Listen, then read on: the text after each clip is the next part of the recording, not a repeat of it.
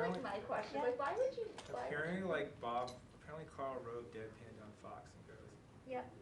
every president has And regretted. he said it like 3 times that he was definitely controlling. Wasn't it like 18 on the record interviews though? Yeah, it was something crazy. It wasn't even. It was like a very conscious Fauci decision. just got grilled on Fox by John Roberts. So. Well, about what? everyone was like, why didn't he publish right away? Well, how do you're not gonna keep the interviews going if you Yeah. publish one? Yeah, it's like we will never speak again after Yeah. the story comes out. It's not true. That's true. You That's and I also just not talked, true. Andy. Yeah, but that's okay because okay, you know that. You don't need me to get that for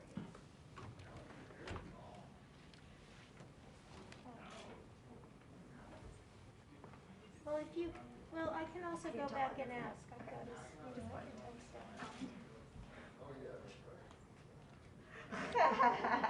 Did you tell him the video? I Yeah. don't. I kind of want to No. like throw. No, I'm happy to do it. Because I'm kind of, I'm in post-vacation on my editor's app. Yeah, I haven't seen my editor in a while. I So, mean, like, we've been it's in like- touch. I'm gonna keep. I didn't tell Rose anything. I do feel good though that I knew before he did. I think he's a little put off. I might tell him that. All right, well, stay in touch. Let me know if you need help. That's a you thing? I'm gonna steer really wide on that Yeah. one. You should be able to hold. Okay. You should be able to hold that over him for some time. Yeah, I'll be like, hey, I heard you were the last to know about this. How does that feel? We have a whole group chat where we do daily updates. Oh my God. I'm kidding. No, I'm you kidding. don't.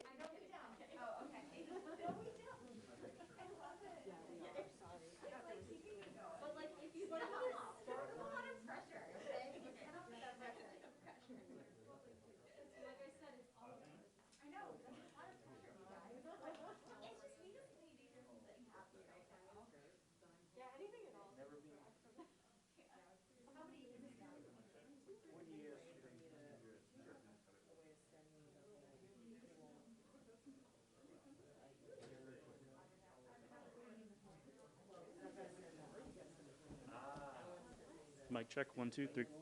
Oh, it's not. When I try to. Mine is pinky to the I like that. My key when they say here is here. Was naked.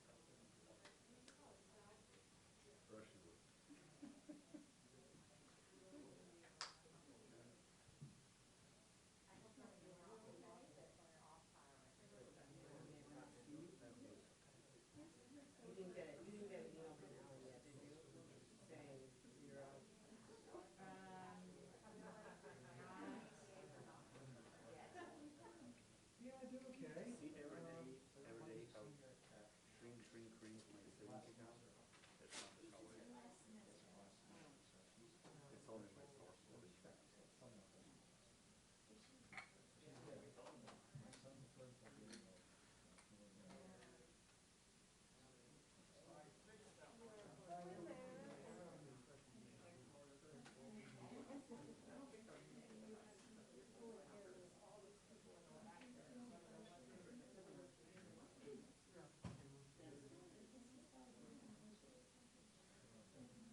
It's only my source. That's probably all political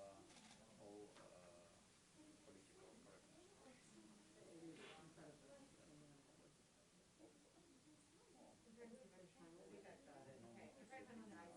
I never share it.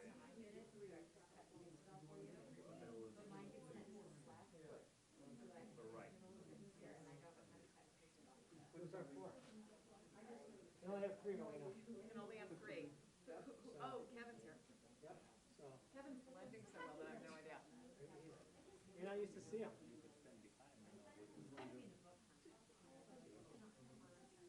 usually work next to him with my truck, with people in and out. I've been seeing him. I've been seeing him. Everybody wants to keep the interview. I've been just watching, seeing him walking around. Yeah, did you eat? Yep. I'll finish your one, so I'll get this. Do we have a spot in the middle? Pardon? That's me. Oh, it's you.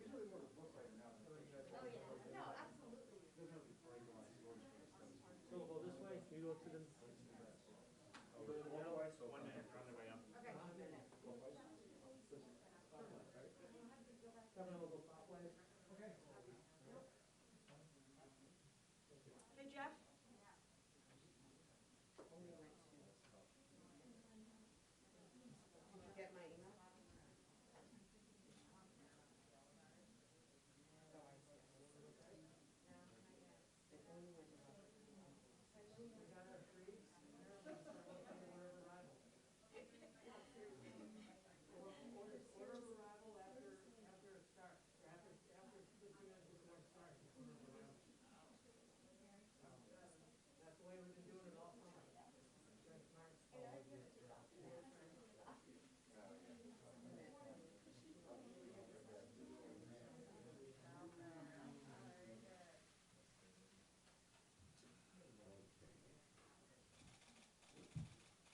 first looked, I was gonna say, only women reporters, that's great, but these two guys.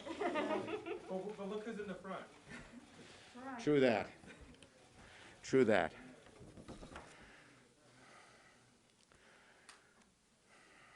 Okay, I'm proud to be joined by my great colleagues, Bobby Casey and Elizabeth Warren, and welcome back, everyone. I hope everyone got a little time off, and here we are back again. Now, I want to start with what's been reported in the Washington Post and other places now, and backed up by recordings. There is damning proof that Donald Trump lied and people died. This report is totally believable. We all know President Trump puts himself first, but this time the consequences were deadly. And when I think about how many people in my state died in February, in March, and April, it just makes me angry. I cannot believe he deceived the American people the way he did. How many people would still be alive today if he just told Americans the truth? He had an obligation to tell them the truth. Ex post facto, he comes up with excuses. They don't carry any weight. It's the truth that matters, especially when it's life and death. In the early days of the pandemic, as we know, President Trump downplayed the threat of the coronavirus. He said it would just go away. He went on TV and said it's no worse than the flu. But he knew that that wasn't the case. He knew it was much more dangerous. What we know now is the president wasn't ill-informed. He was lying to the American people. He was deliberately downplaying the virus to the American people at a time when early steps would certainly have saved lives. People who believe him and follow what he says may have died because of his words. This just reveals that the president treated COVID-19 like a PR problem rather than a once-in-a-generation health crisis. And that takes us to another attempt by Republicans to downplay the current situation. As the pain, the economic pain for millions of Americans advances, Senate Republicans are actually moving backwards. Leader McConnell yesterday announced that by the end of the week, the Senate will vote on a new slimmed-down version of an already skinny Republican bill. Facing the greatest economic crisis in 75 years, the greatest health crisis in a century, Leader McConnell isn't searching for bipartisan progress. He's looking for political cover.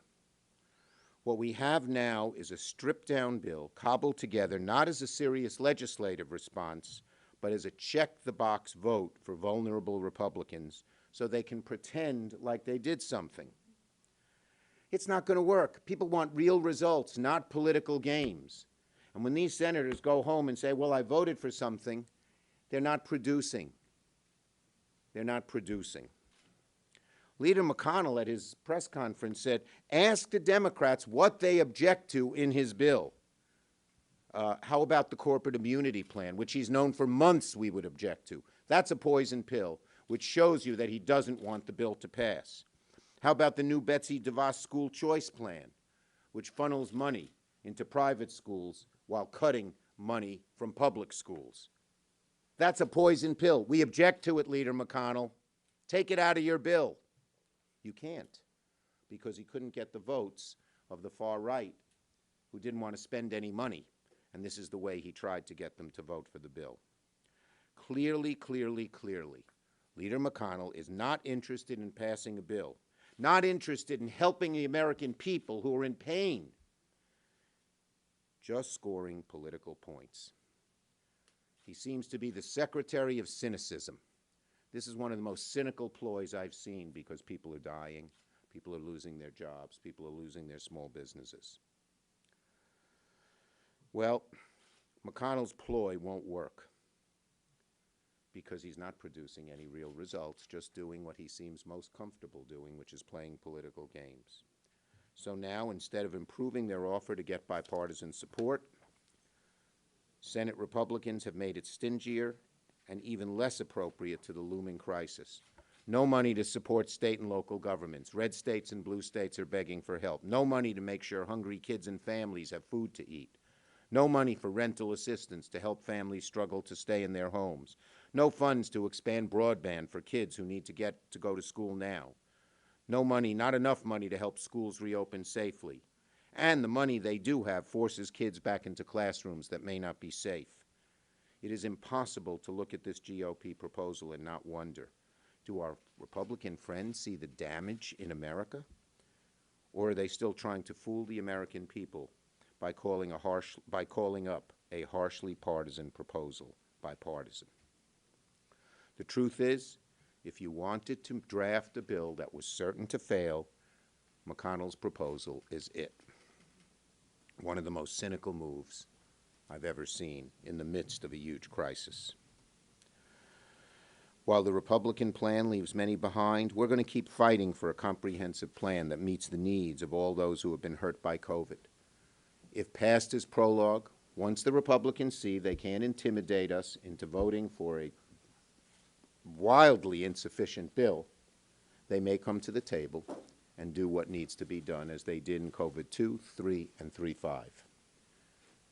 We hope that will happen, because we want to pass a bill that meets the needs of America. Senator Casey.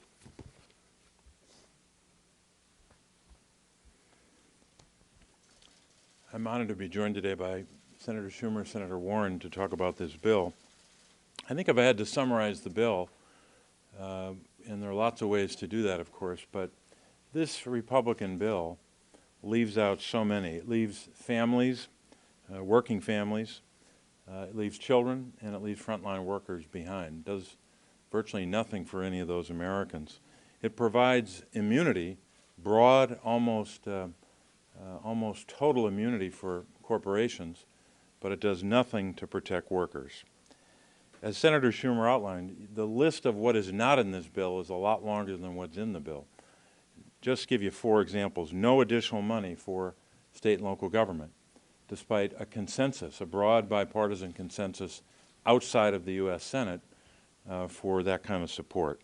And we know what will happen. As sure as night follows day, if you don't help state governments, education cuts will continue, and they will continue to lose money, and public safety will be cut at the local level. Number 2, no new money for nursing homes and long-term care to get the death number down. Tens of thousands, at last count, more than 70,000 Americans died in nursing homes or long-term care settings when you add up the workers who died plus the residents. And no new money for home and community-based services, so important to seniors and people with disabilities. Senator Warren has worked so hard on that issue. I have and others, but no response from Republicans on that.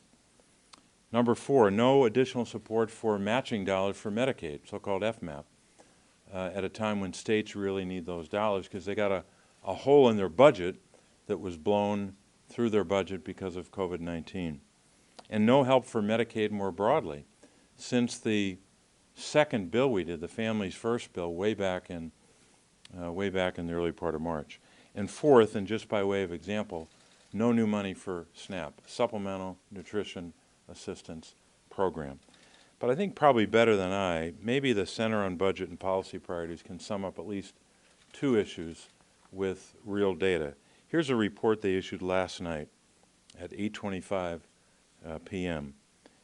And just in pertinent part, I'm quoting from the first page of the report, quote, some 19 million children, fully 1 in 4, lived in a household in which people weren't getting enough to eat, that was behind on rent or mortgage or both.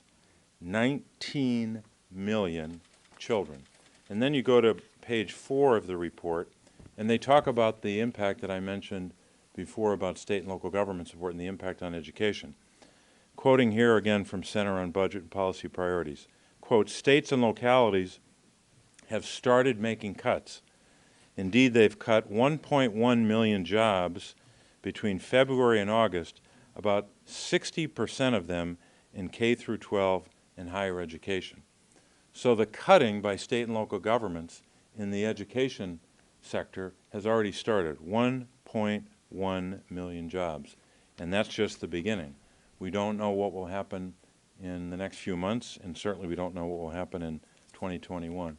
So no matter what way you look at this bill that Leader McConnell is trying to ram through the Senate after sitting all throughout May, June, July, and August, doing virtually nothing but nominations in a defense bill. His attempt to do this, I think, is a last-minute, slap-it-together kind of bill, which does not meet the moment that we're in. Senator Warren.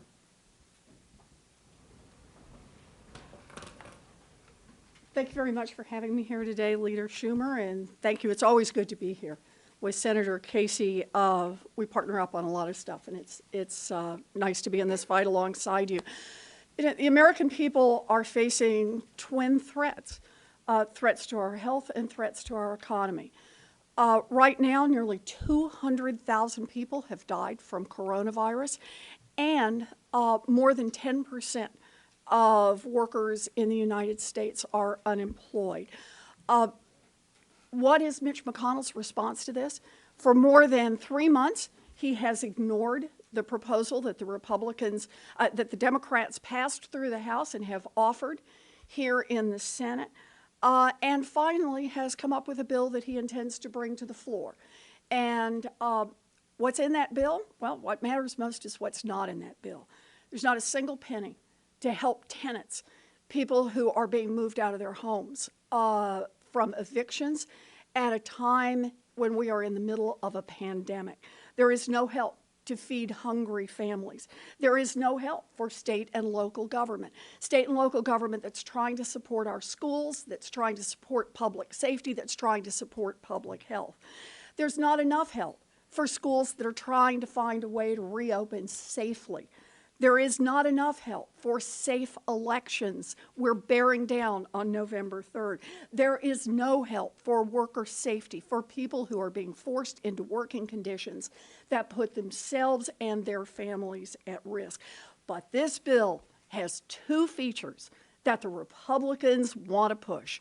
The first is to release liability for giant corporations when people get sick, no matter how reckless the actions are of those corporations. Mitch McConnell says they should get a free pass. That's not going to make anybody in this country safer. The second is to say, let's funnel money, desperately needed money, out of public schools and into private schools. That's not going to help our children safely get back to school and to get the educations that they are entitled to. This is about Donald Trump, but it is also about Senate Republicans who have, for years now, enabled Donald Trump. Even in the vaccine area, as he has pushed politics into the whole development of vaccines and trying to get us safe from the COVID virus, the Senate Republicans have backed him up on this. Just this morning, we had a hearing in the Health, Education, Labor, and Pensions Committee. I asked Dr. Collins, the head of NIH, about what the effect was of having someone like Donald Trump, who stands up and touts conspiracy theories, who talks about a deep state at the FDA, what that does for the likelihood, even if we're able to develop a virus in order to protect people, what it does to the likelihood that people will be unwilling to go out and get vaccinated. And Dr. Collins said he hopes that the American people will listen to the scientists and the physicians and not to the politicians. Well, I hope that Dr. Collins is right. The American people deserve a safe and effective vaccine, and they deserve a government that is moving only toward that, not influenced by the politics of Donald Trump, who pushes only for his own protection. So I'm glad to be here today to talk about this, but you know, you just reach a point in this where you want to say, what's wrong with these people? Americans are dying across this country. Americans are out of work. Families are hungry. And the Republicans can only talk about releasing liability for giant corporations, no matter how reckless they are. They can only talk about how to divert money from public schools into private schools. It is time for the Republicans in the Senate to live up to their responsibilities to the American people, to set politics aside, and to put the health and the economic well-being of the American people at the forefront. Mr. Both Lear, said, both of my what colleagues. direction? Questions? Senator Schumer, Go ahead. do you support a CR into December? We're discussing what time the CR should go to, and we haven't formulated our position yet. I know that you mentioned the Woodward book in your opening remarks, but also there's an allegation in there that General Mattis claims that General Mattis stated that Donald Trump has, quote, no moral compass. Do you have a response to that? General Mattis is a man who speaks truth to power.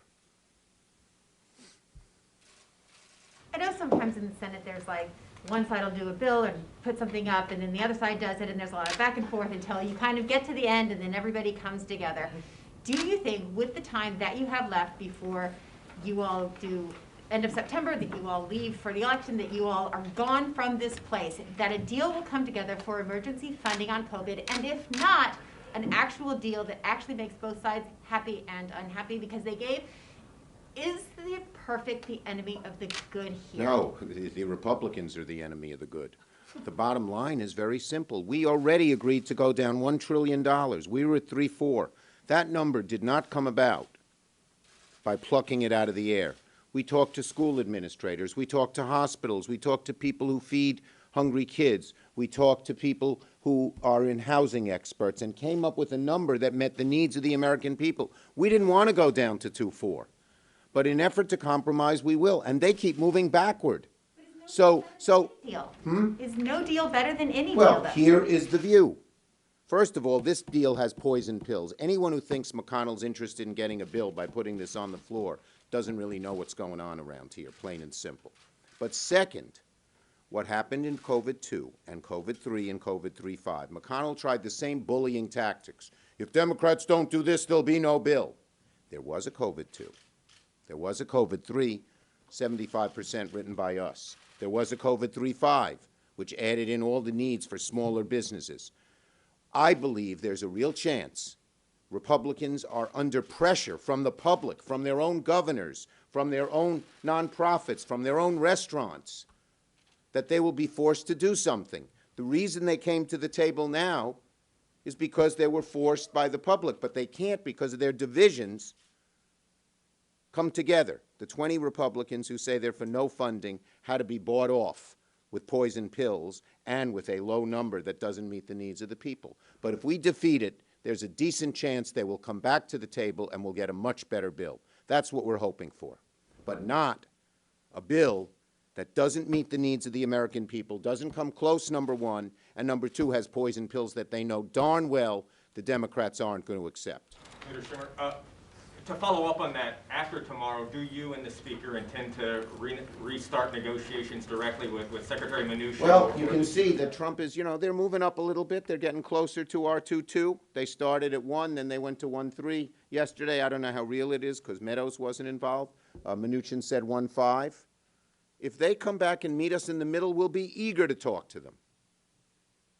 Yes. When you come back to talk about meeting in the middle, are you referring to still shortening the time frame, or would that still be when they move up their money, it's still the normal Look, length of what you want? They're not. There's going to be a negotiation. The first step is to come up with a number. That's what Meadows told us when he opened up. And then there'll be flexibility. There has to be on both sides on how to come up with that number. They can't tell us you have to do it this way or that way on something we support, like state and local governments, and they have no support of. And by the way, it's so revealing that they wouldn't even use revenues, unspent, what's the word? Blank revenues, lost revenues. They wouldn't even put lost revenues in there because it didn't cost money, because the ideologues are just anti-government. The ideologues believe let the private sector do it. Maybe 5% of America thinks the private sector should do it. They're so out of touch. And that's why they're hurting. And that's why I think they may have to come back and negotiate with us. Yes. But the bottom line is, it sounds like you're saying you think that the negotiations with the White House are still alive. Well, they can be alive. Now two things have happened.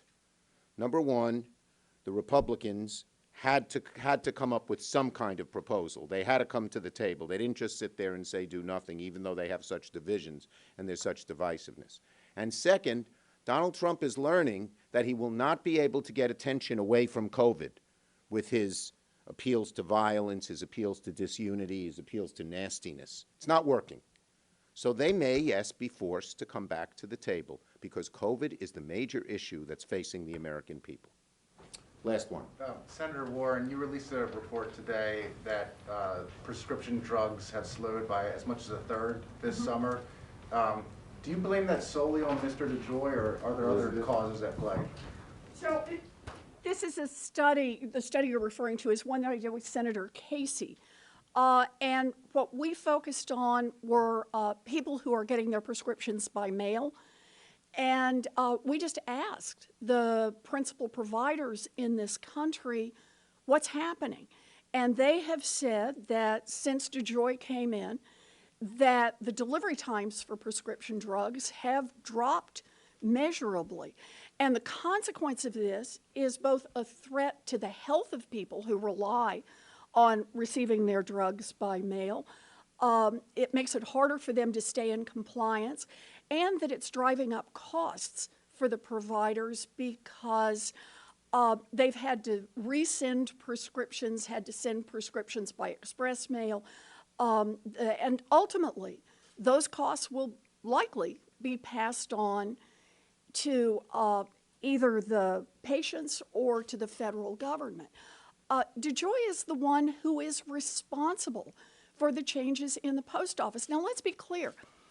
More people have moved to receiving their prescriptions by mail since COVID-19 hit.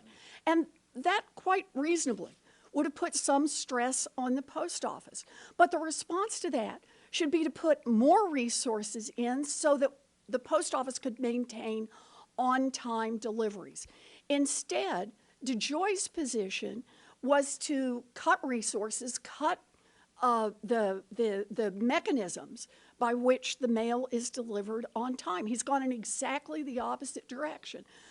So that was a long way to get around to the point that, yes, I blame the Postmaster General for the delays in prescription deliveries that put the health of the American people at risk.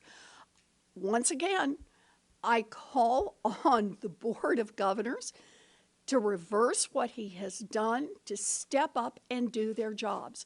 They should remove the Postmaster General, and they should be reversing the actions that he's taken and put the resources in needed to be able to get deliveries on time. I understand that DeJoy is there to try to help Donald Trump, and he thinks that if they can provide more tangle between now and November 3rd, that maybe some number of people will decide not to vote by mail and maybe won't vote at all. I mean, let's face it, the Republicans have decided that voter suppression is one of the principal ways that they may have a shot at winning in November. So DeJoy has clearly been handmaiden to Donald Trump in this, but the American people have seen it, and they don't like it in terms of voting, but it also has other consequences that they're feeling directly in their health and well-being. And that means it's time to put a stop to it. And that's what we're here for. Bobby, do you want to add anything, please? Just real quick, just a reference to the report. Page 7 is probably the most alarming. We say in this report on page 7 about the increased delivery times of 18 to 32%. And then 2 paragraphs down, one of the companies that responded, we had 4 companies that responded meaningfully. One reported, and I'm quoting this company now, "We saw a marked increase in July in the number of patients experiencing shipment delays of 7 days or more," unquote. Wow. So this report, I think, is evidence as to what we were all talking about all these last couple of weeks about delays. And obviously, the reliance upon mail order prescriptions has been increasing during COVID. Thanks, everybody. Thank you. Thank you.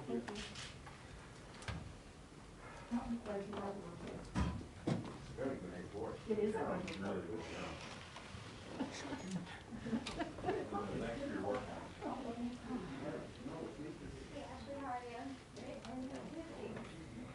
God, how much more news is going to drop today? Yeah, I haven't had a chance to dig into that.